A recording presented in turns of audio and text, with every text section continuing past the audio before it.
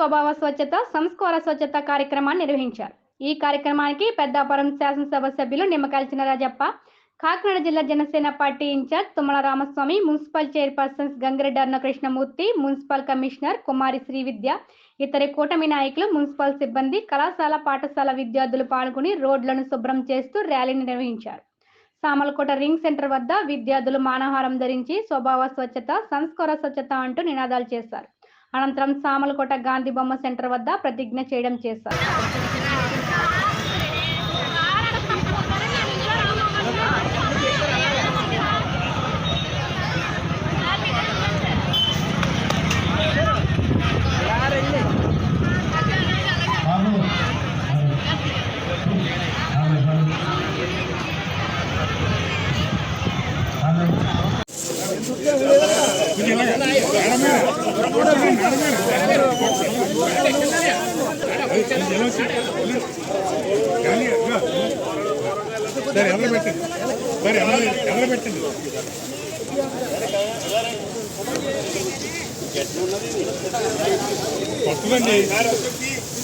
తీసేయండి.